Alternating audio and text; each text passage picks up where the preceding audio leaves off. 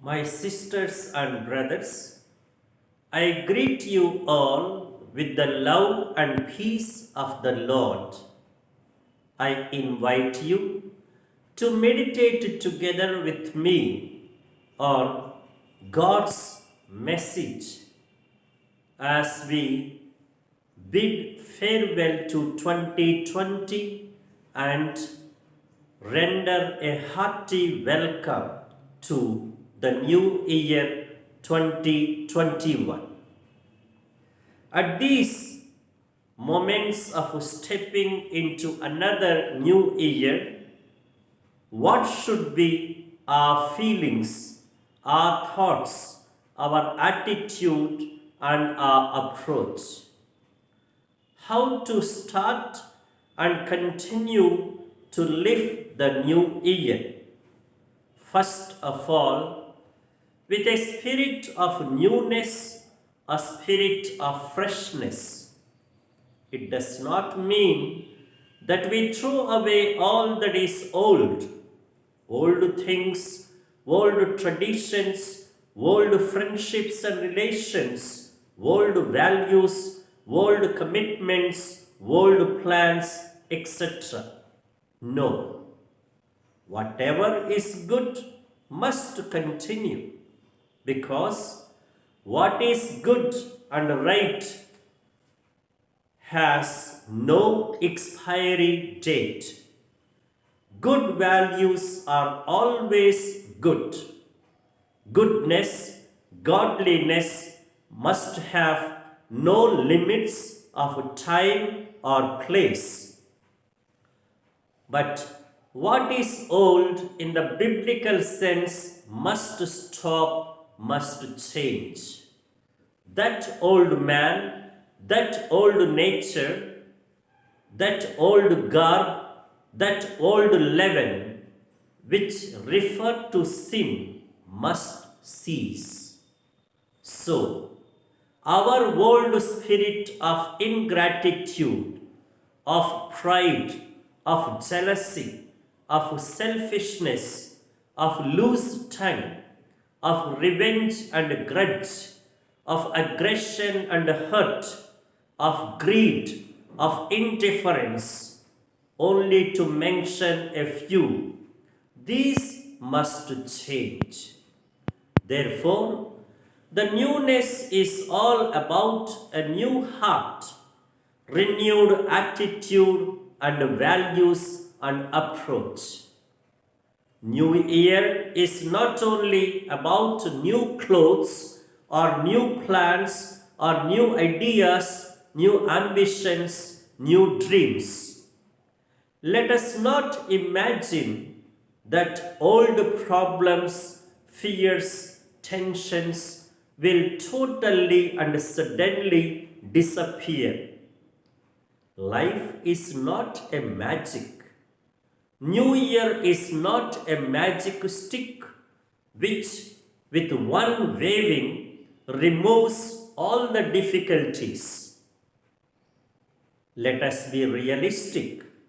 However, what can and should change is how we look at these realities, how we approach and deal with life, with situations and persons. Therefore, in accordance with Ezekiel 36 verse 34, New Year is a call for renewal. I will sprinkle clean water over you. I will put within you my spirit. I will take out of you a heart of stone and put instead a heart of flesh. So, in this context, I place before you certain guidelines which can guide our journey of 2021. For a difference, I present them in the form of small stories or anecdotes. First, a boy walking on a tight rope tied so high between two tall buildings. After getting down, a journalist asks him, "Had you no fear? A great risk to fall, every danger to lose balance, slip, and die." And the reply of the boy was, "My father was down, watching me, guarding over my every step. I know that he was there to take care of me, to rescue me. Therefore, trust in God. Never lose faith, hope in God." Natural to feel upset or discouraged when things go wrong. But I just do not understand that some people completely lose faith and hope in God when some difficulty or problem or suffering or loss or failure or death of loved ones strikes.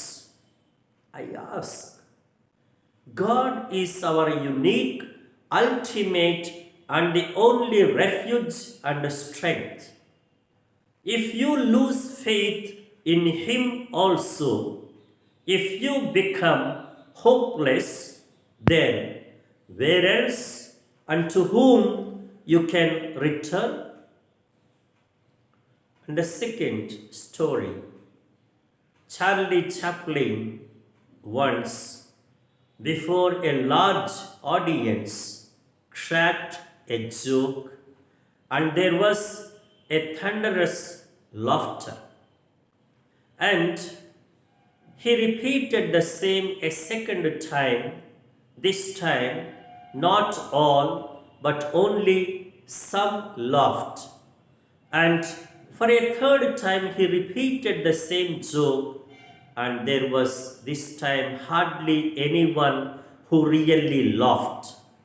And then Charlie Chaplin remarked, "When I repeated the same joke, you did not laugh.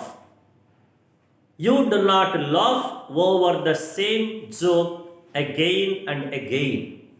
Then why do you cry over the same problem again and again?"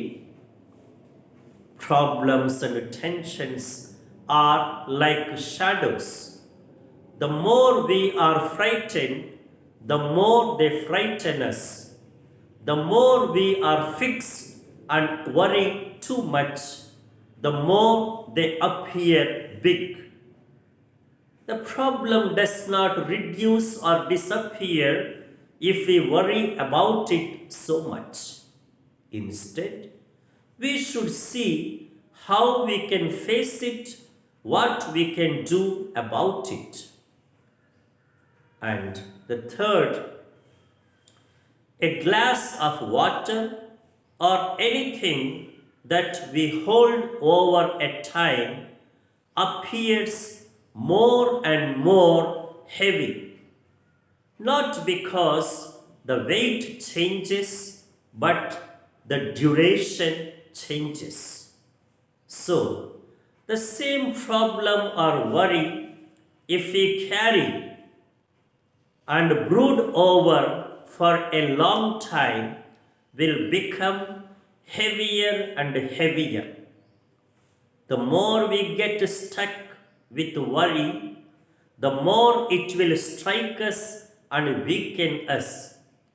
The more we allow our fears and tensions to crowd us, to occupy our minds, the more we are disturbed and lose our peace. The more we sit over the difficulties, worrying over them, the more we will fall, losing our confidence, courage, joy, and strength. And a fourth story, a companion working in the garden.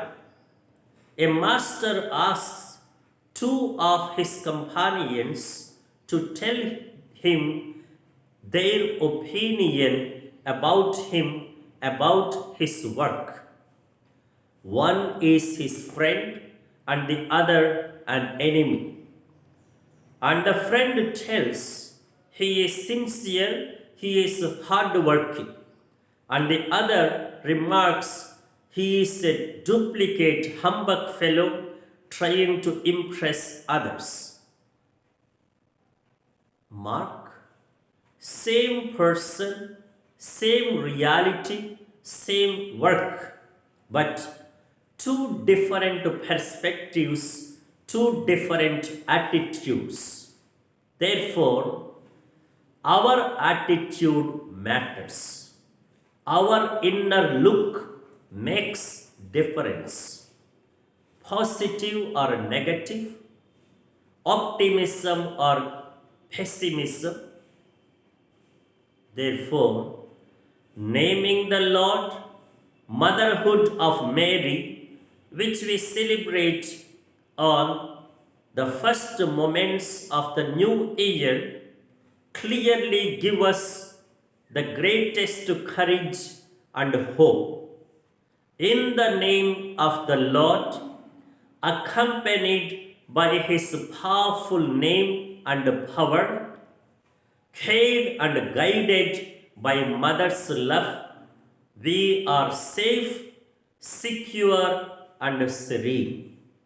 Let us then step into the new year with deepened trust and surrender, with optimism and hope, and with determination and dedication.